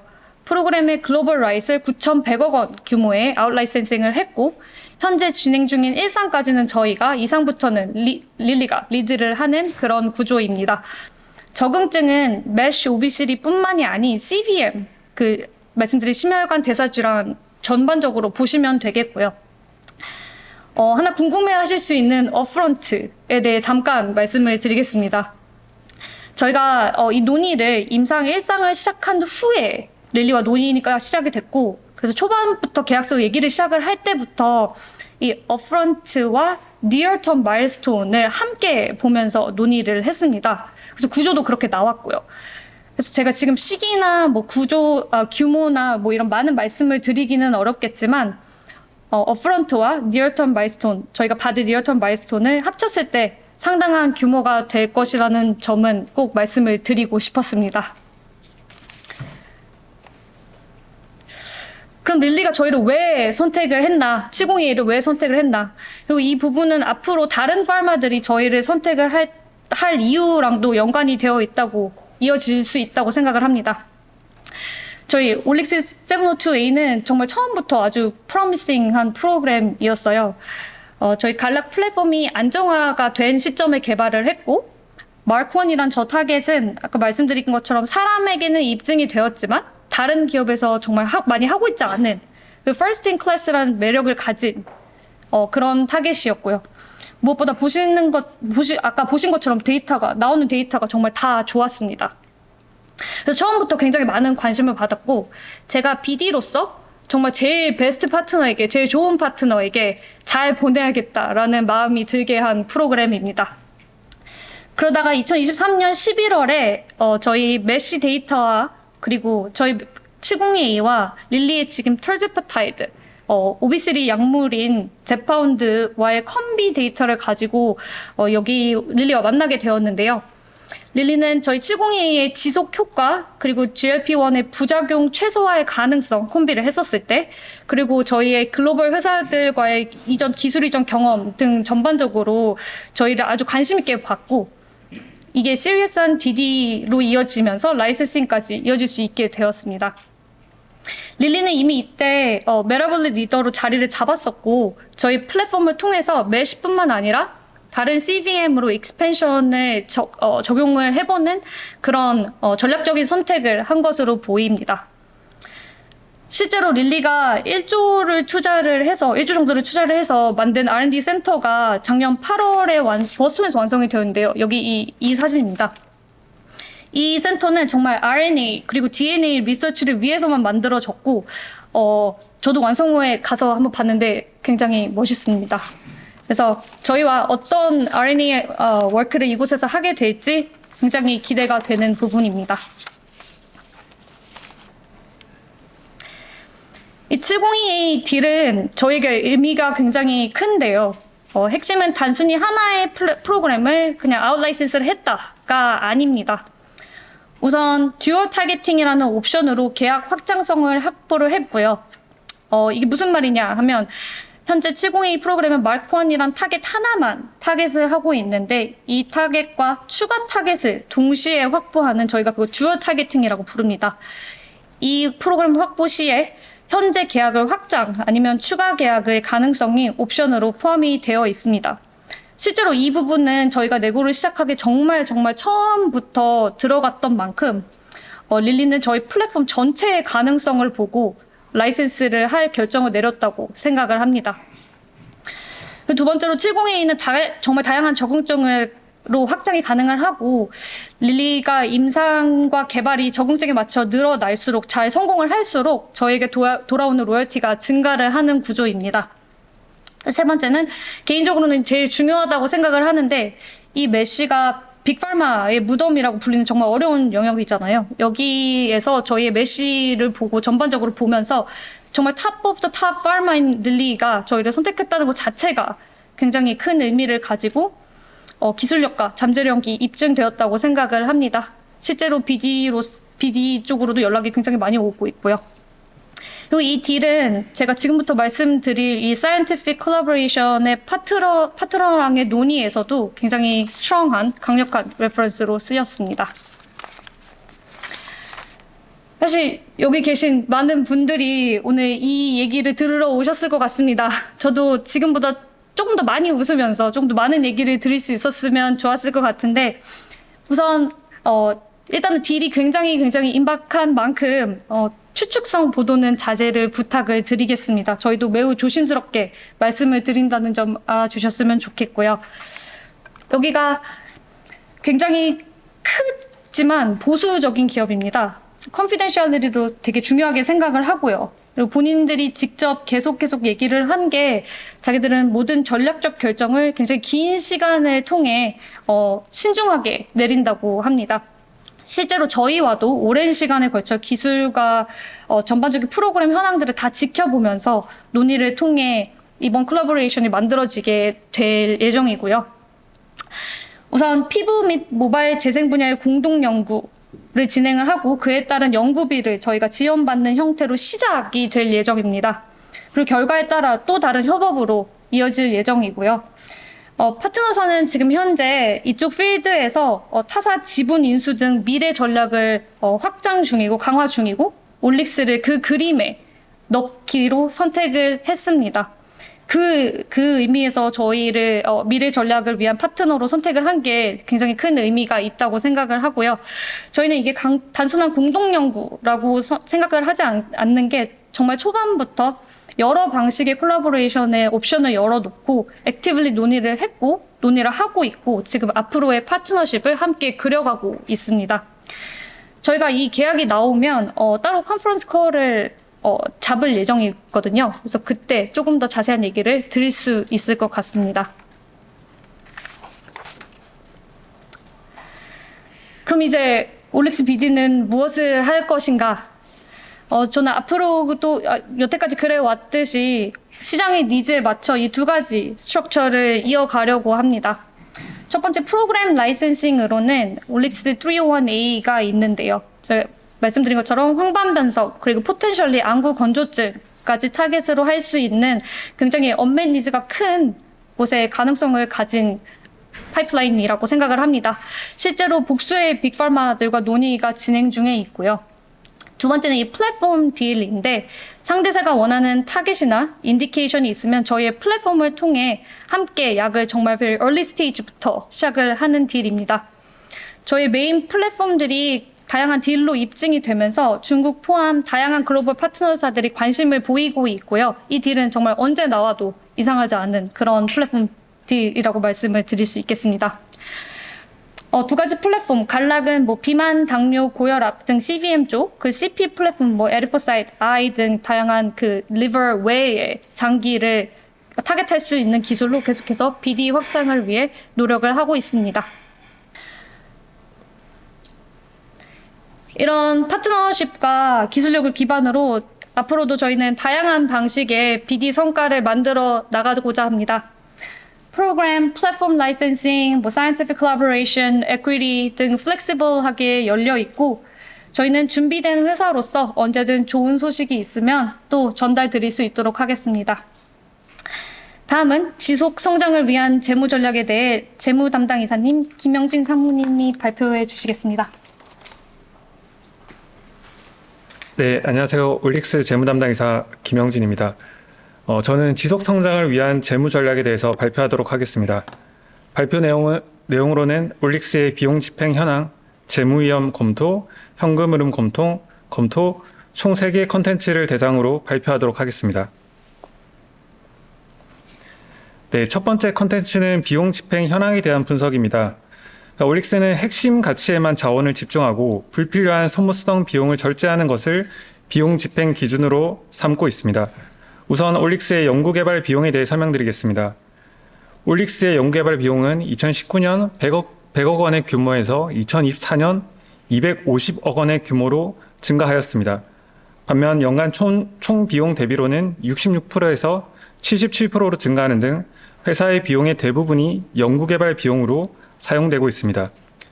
연구개발 비용 중에서도 전체 연구개발 비용의 약 88%가 기초연구 및 핵심 파이프라인인 OLX301A, 104C, 702A의 임상 비용으로 집중되고 있습니다. 저희는 이러한 핵심 파이프라인에 대해서 해당 파이프라인이 적시에 임상에 진입하고 그 결과를 도출할 수 있도록 비용을 집중하는 선제적 투자를 하고 있습니다. 회사의 이러한 전략적 투자를 통해 개발한 치료제를 후기 임상 이전 단계에 기술 이전을 완료하고 후기 임상은 파트너사에서 진행함에 따라 회사가 보유한 자원, 즉 자금의 가장 효율적인 집행이 가능할 것으로 판단하고 있습니다. 기타 비용의 절감을 위해서도 회사는 노력을 하고 있습니다. 최근 siRNA 메시 임상 경험을 보유하고 있는 임상 전문가를 당사 임사 헤드로 영입하였으며 임상개발본부를 운영함으로써 임상 관련 전문 인력을 자체적으로 보유를 하고 있습니다. 이 외주 아웃소싱에 대한 비용을 최소화할 수 있고 장기적으로는 임상 노하우에 대한 내재화를 통해서 누적 비용 절감 효과는 더 클 것으로 예상을 하고 있습니다. 또한 올릭스는 호주에서 이제 2개의 파이프라인 임상을 진행하고 있는데요. 호주의 경우 다인종 국가로 구성되어 있고 국제 규제 수준을 충족하고 있어서 호주에서 생산된 임상 데이터가 미국, 유럽, 일본 등 다양한 국가의 규제기관에 제출이 가능하다는 장점을 가지고 있는데 비용 측면에서도 강점을 가지고 있습니다. 호주 정부에서 진행하고 있는 R&D 텍스 인센티브를 통해 호주에서 집행한 임상 비용의 최대 43.5%까지 환급이 가능한데 올릭스는 현재 최대 임상 비용 환급률을 청구할 수 있는 조건을 갖추고 있기 때문에 임상 비용에 꽤 의미 있는 금액이 절감될 수 있을 것으로 예상을 하고 있습니다.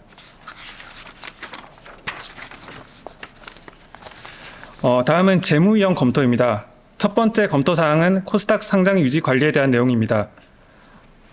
매출액 요건인데요. 올릭스는 현재 2026년까지 보건복지부 혁신력 제약기업의 인증을 받았기 때문에 매출액과 관련된 관리 종목 이슈는 발생하지 않습니다. 이 매출액과 관련된 관리 종목 이슈 이외에도 이 분기 단위의 매출액이 3억 이하가 되거나 반기 기준의 매출액이 7억 이하가 될 경우에는 상장 적격성 실질 심사에 해당하는 등 이 기술력을 보유한 기업들이 자금을 조달하더라도 이 매출액 요건 때문에 여러 가지 이제 자구책이 필요한데 이 올릭스 같은 경우에는 우리 혁신력 제약기업 인증을 통해서 이 매출액 관련된 관리 종목 리스크는 발생하지 않고 있습니다. 다음은 자기자본 대비 법인세 차감전 순손실 요건입니다. 기술특례 상장 기업의 경우 상장 후 3년간 관련 조건을 면제해 주는데 올릭스는 2021년부터 해당 요건에 대한 적용을 받았고 이후 3년간 체계적인 자본과 비용 계획에 따라서 관련 관리 종목에 대한 이슈를 회피해 왔습니다. 매출액과 마찬가지로 이 바이오텍들이 이 조건 하에서 관리 종목 이슈에 대한 어려움을 겪고 있습니다. 올해도 올릭스가 이 법차손에 관련해서 이제 많은 투자자분들이 관심을 가져줄 것으로 예상하고 있는데 이 올릭스는 손익과 자본 각각의 측면에서 연간 계획을 토대로 관리해 나갈 예정입니다.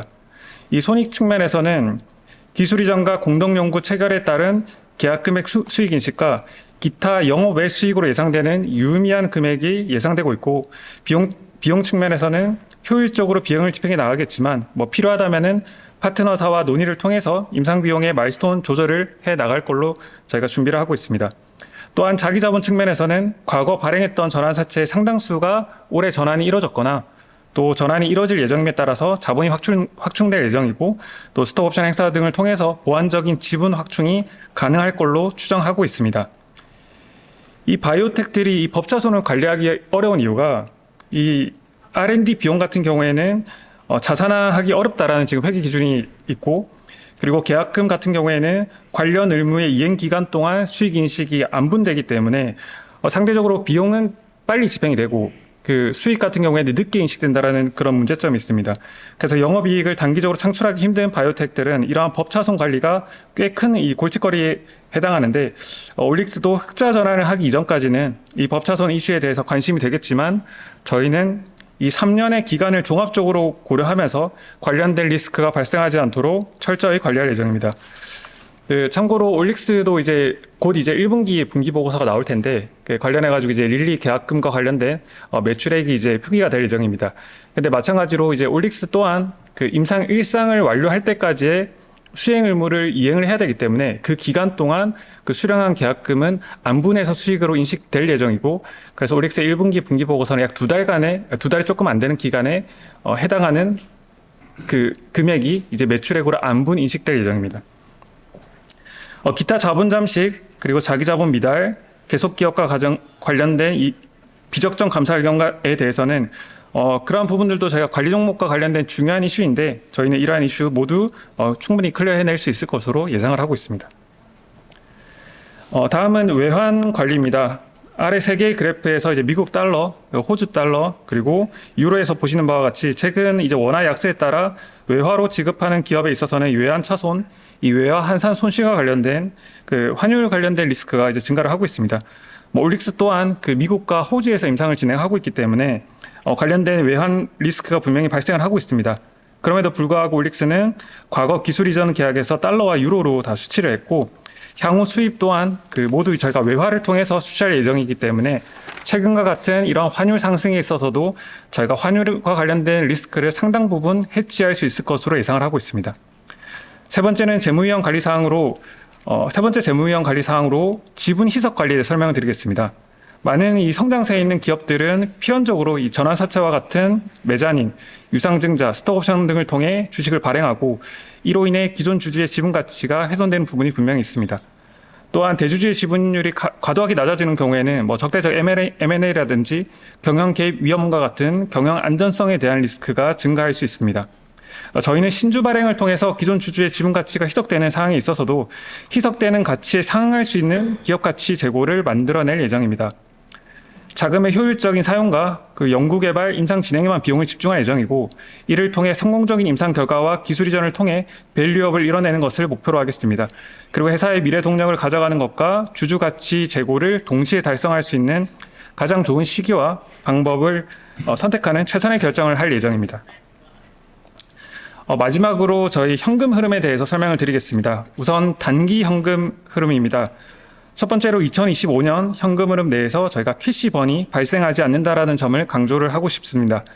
이러한 점은 올릭스가 지난해 2024년 말에 그 외부 감사를 통해서도 확인받은 바가 있는데 저희가 작년 말에도 이제 올릭스의 자금 현황에 대해서 이제 많은 분들이 우려를 해주셨고 지금까지도 이런 자금에 대해서 우려하시는 분들이 많은데 저희가 작년 사업 보고서를 보시면은 그 현금성 자산이 분명히 많지는 않습니다. 많지는 않는데 이러한 자금 상황에도 불구하고 저희가 외부 감사인들에게 계속 기업 과정과 관련해서 설명한 부분은 저희가 5년에 현금으로 들어올 부분, 특히 이제 그 감사 과정에서 이제 기술 이전 릴리 기술 이전을 체결했고 저희가 그 아까도 기재해 놓은 그 콜라보레이션 어그리먼트에 대한 어느 정도 깊이 있는 논의가 돼 있는지에 대해서 감사인들에게 증빙으로 다 제출했습니다. 제출하고 그 계약서상 드래프트에 있는 계약 금액 이런 것들을 종합적으로 보여줬을 때 그 감사인 측에서는 회사가 들어올 캐시가 회사가 25년 임상 비용 및 기존 운영 비용으로 지출할 비용을 충분히 커버할 수 있다라는 결론을 내줬고, 그래서 저희가 작년에 사실 그 자유 수임 감사의 마지막 해여서 이제 이럴 때는 좀 감사인들이 좀 엄격하게 이제 감사를 진행하는데 그런 부분에 있어서도 저희가 충분히 다 클리어를 해낸 점이 있습니다. 그리고 저희가 2026년에는 2025년보다 더 좋을 걸로 예상을 하고 있습니다. 신규 기술 이전 계약을 전제하지 않는다고 하더라도 기존 언급된 두 계약을 통해서 마일스톤 수치를 예상할 수 있고, 그 수치 금액으로 인해 2026년 현금 흐름은 2025년 대비해서 더욱 양호한 현금 흐름을 발생시킬 것으로 예상을 하고 있습니다. 마지막으로 이제 또 자금 조달 전략에 대해서 말씀을 드려야 되는데, 결론부터 말씀드리면 저희가 아직 자금 조달에 대한 부분들이 의사결정된 부분은 없습니다. 그리고 자금 조달에 대한 의사결정도 중요한 공시사항이기 때문에 많은 분들께서 우려를 하실 때도 있고 여쭤보시긴 하지만 저희가 실질적으로도 기재된 바와 같이 여러 가지 어떤 이벤트들을 통해서 의사결정할 예정입니다. 우선은 저희가 OLX301A 이 황반매성 치료제가 이제 이번 분기 안에는 일상 결과가 나올 걸로 예상을 하고 있는데, 저희가 임상 결과를 확인을 해서 추가적으로 자체 임상을 진행할지에 대해서 이제 좀 고민을 해봐야 될 것 같습니다.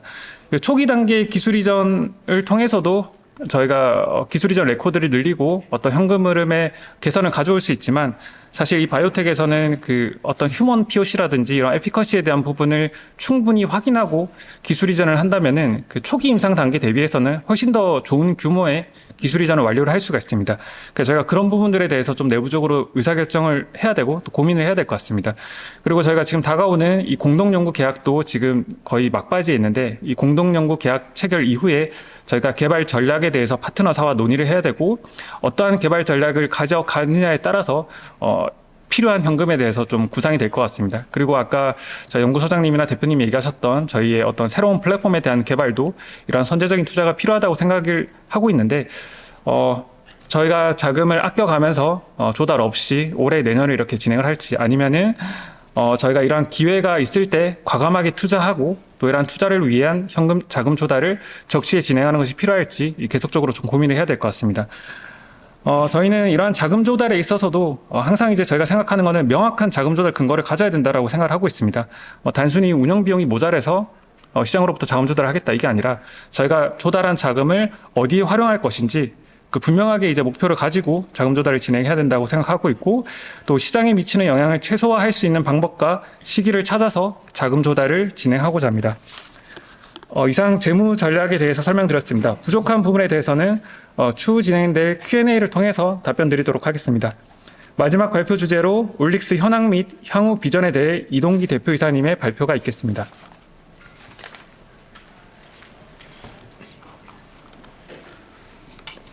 네, 제가 다시 마지막에 보게 됐는데, 제가 준비한 내용 앞에서 대부분 다 말씀하셔서 요약하는 정도 혹은 강조하는 정도가 될 것 같습니다. 먼저 우리 켈리 킴 BD 담당께서 우리가 글로벌 탑3 RNAi 기업이 되었느냐에 대한 얘기를 하셨는데, 저희 IR북에 보면 저희의 목표가 2025년까지 글로벌 탑3 RNAi 기업이 되겠다는 목표를 설정을 했기 때문에 저희가 한번 이번 릴리디를 계기로 한번 돌아본 것이고요. 그러니까 저희가 소위 얘기하는 2000년에서 2010년 사이에 RNAi 붐이 한창 일었을 때 각자의 독자적인 원천 기술을 바탕으로 만들어진 소위 퓨어플레이 RNAi 컴퍼니들은 엘라이람, 에로헤드, 다이서나, 사일런스, 올릭스 한 3개 정도, 5개 정도의 회사로 평가가 됩니다. 근데 그 중에서 다이서나는 이제 아까 말씀하셨지만 노보 노르디스크에 인수가 되었고요. 그래서 남아있는 4개의 회사 중에서 뭐 저희가 뭐 사이런스보다 시총 면에서는 저희가 지금 뭐 탑3 정도 되는데 사실은 탑3나 탑4냐가 중요한 게 아니라 저희가 이런 글로벌 그 메이저 RNAi 플레이어들과 여러 가지 면을 평가했을 때 어느 정도 어깨를 나란히 할 수 있게 되었다는 그 점을 저희 스스로 좀 자평을 하고자 합니다. 다음으로 앞으로 그러면 올릭스가 뭐 어떤 업사이드를 가지고 있느냐, 가질 것이냐는 부분에 대해서 역시 앞에서 말씀하셨지만 잠깐 요약해서 말씀드리면 릴레이 딜 같은 경우에는 당연히 지금 현재 체결된 딜의 개발을 임상을 잘 진행해서 다음 단계로 넘어가고 계속 마일스톤을 수취하고 또 적응증도 확장도 이런 부분도 중요하겠으나 저희가 이제 마크1과 관련된 듀얼 타겟 siRNA를 개발을 할 경우에 또 추가적인 계약이 이루어질 수 있다는 점. 그래서 이 부분에 대해서 저희가 연구소에서 듀얼 타겟의 파트너로 몇 가지 타겟들을 선정을 해서 지금 전이상 시험을 열심히 하고 있습니다. 그래서 이 부분이 잘 만들어질 경우에 추가적인 딜이 또 발생할 수 있는 그런 포텐셜 업사이드가 존재한다는 점을 말씀을 드리고요.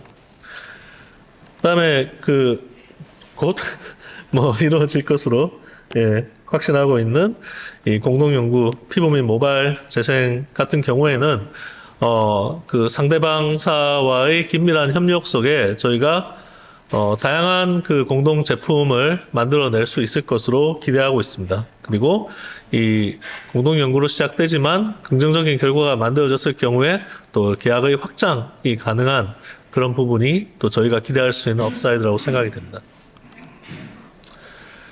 301A 같은 경우에도 앞에서 다 말씀하셨지만 현재 사실은 건성 황반 변성 쪽으로 굉장히 유망한 그런 후보 물질이라고 저희는 생각하고 있습니다. 일상 결과가 그 부분을 더 잘 뒷받침하고 있다고 생각합니다. 거기에다가 최근에 저희가 이 연구소에서 확인한 안구 건조증 쪽의 효력까지 합치면은 사실은 굉장히 훌륭한 그런 새로운 개념의 안과 치료제가 될 것이라고 저희는 기대를 많이 하고 있고요.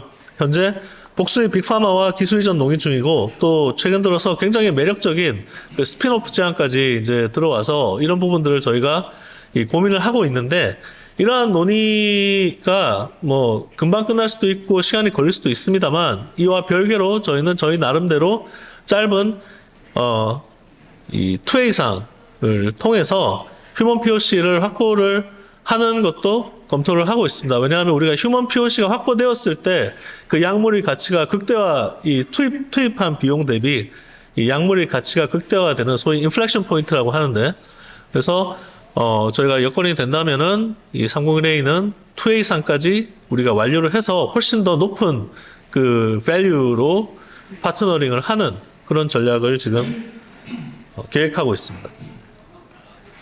다음으로 이제 앞에서 저도 말씀드렸고 우리 연구소장님도 말씀드렸지만 엑스트라 헤파틱 딜리버리로 새로운 장기에 있는 타겟들에 대한 약물을 개발하는 것이 이 핵산 치료제 분야의 정말 넥스트 프론티어라고 생각합니다. 그래서 저희도 이 부분에 대해서 저희 내부적으로 저희 샌디에고에 있는 케미스트리 팀과의 협력을 통해서 굉장히 많은 연구 개발을 했고 좋은 결과들을 내고 있었는데 보니까 에로헤드랑 엘라이럼도 다 하고 있더라고요. 근데 이제 저희가 좀 고무적으로 생각하는 것은 갤락 같은 경우에는 저희가 엘라이람 이 선도 기업들보다 거의 한 7, 8년 정도 기술적으로 뒤져 있었습니다만 이 엔티포사이트 타겟팅 같은 경우에는 저희가 격차가 뭐 저희 생각에는 뭐 한 6개월에서 뭐 아무리 뭐 많아도 1년 이내의 격차 굉장히 저희가 이 선도 기업들과의 격차를 많이 좁혔다고 생각을 합니다. 그 얘기는 좀 더 저희가 대담하게 이제 이쪽 장기에서 발현되는 새로운 타겟들에 대해서 약물 개발을 진행할 수 있다는 것이 되겠고요. 그래서 현재 심혈관 대사질환 쪽 관련된 그런 복수의 타겟에 대해서 저희가 임상을 진행 중이고 저희의 희망은 내년 말이나 내후년 초에 IND를 이제 신청할 수 있는 그런 정도의 스피드를 내는 것을 목표로 하고 있습니다. 마지막으로 현금 흐름 관련해서도 우리 CFO께서 말씀하셨지만 저희가 올해 기대되는 영업 수익, 영업 수익 그리고 또 기타 수입을 포함할 시 현금 흐름적으로는 저희가 창사 이래 첫 그 흑자로 전환될 것으로 거의 확신을 하고 있습니다. 그래서 이 부분이 우리 올릭스의 올해 가장 그 의미 있는 마일스톤 중에 하나가 될 것이라고 생각되고요. 또 이러한 그 저희가 체결했고 또 체결할 이런 글로벌 딜 기반 마일스톤 이 연구 개발이 잘 진행되어서 내년에 저희가 기대하는 마일스톤들이 수취될 경우에는 내년의 흑자 폭은 더 증가할 것으로 기대됩니다. 그래서 이러한 이 연구 개발을 통해서 실질적으로 저희가 이 캐시플로우를 더 안정적으로 만들 수 있는 이제 그런 부분에도 이제 열심히 노력하겠습니다. 2025년이 됐으니까 이제 또 비전 2030을 저희가 만들어야 되는데 2030년을 내다보는 중장기 전략은 뭐 지금 뭐 그냥 저희가 뭐 이런 거 해보고 싶어라고 말씀드리기보다는 좀 더 이 긴 호흡으로 시간을 가지고 인력이라든지 자금 상황들을 고려해서 하반기에 저희가 개최할 R&D 데이에서 좀 더 명확한 저희의 비전에 대해서 말씀드리도록 하겠습니다. 네, 이상입니다.